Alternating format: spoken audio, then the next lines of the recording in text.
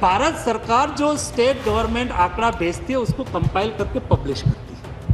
भारत सरकार का काम होता है उसको पब्लिश करने का, उसके अलावा हमारा कोई काम नहीं होता है। केंद्र सरकार ने बहुत ही बेशर्मी से देश की संसद में एक सफेद झूठ बोला कि पूरे देश में ऑक्सीजन से कोई मौत नहीं हुई। की मंशा में खोट है और इनका दिल तो धड़कता ही नहीं जनता के लिए।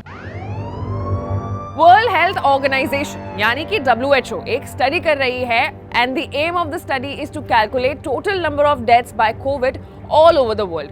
और इस स्टडी से पता लगता है कि साल 2021 तक करीब 15 मिलियन लोगों की मौत कोरोना से हुई है, लेकिन सरकारी आंकड़े बस 6 मिलियन ही बता रहे हैं, जिसका सीधा मतलब ये होता है कि सरकारी आंकड़े टोटल डेथ रेट्स को छुपा रहे हैं। लेकिन ऐसा क्यों हो रहा है? Hello and welcome to uncut, मैं हूं आपके साथ आशी सिंह। सरकार की तरफ से जारी किए गए आंकड़े WHO के आंकड़े से ठीक आधे हैं, लेकिन दिलचस्प बात यह है कि भारत इन आंकड़ों को पब्लिक डोमेन में लाने से मना कर रही है। ये विवाद काफी समय से चल रहा है।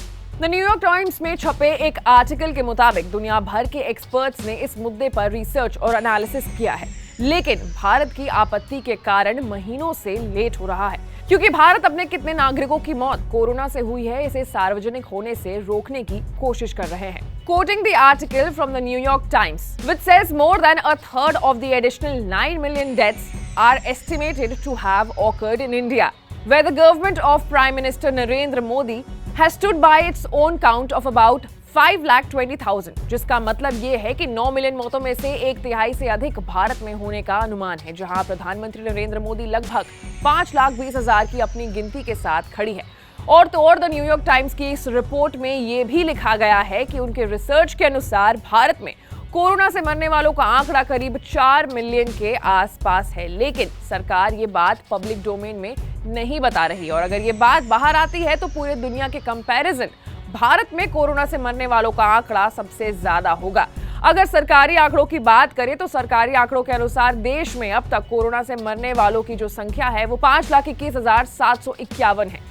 द न्यूयॉर्क टाइम्स की इस रिपोर्ट के आने के बाद से देश में राजनीतिक गर्मी बढ़ गई है। कांग्रेस नेता राहुल गांधी ने पीएम पर खुला वार किया और उन्हें झूठा बताया है। राहुल गांधी का कहना है कि अब तक देश में 5 लाख नहीं बल्कि 40 लाख भारतीयों की मौत कोरोना से हुई है। राहुल गांधी ने ट्वीट कर कहा है कि मोदी जी ना सच बोलते हैं ना तो बोलने देते हैं, वो अब भी झूठ बोलते हैं कि ऑक्सीजन शॉर्टेज से किसी की भी मौत नहीं हुई है। उन्होंने लिखा, मैंने पहले भी कहा था कोविड में सरकार की लापरवाहियों ने 5 लाख नहीं 40 लाख भारतीयों की मौत हुई।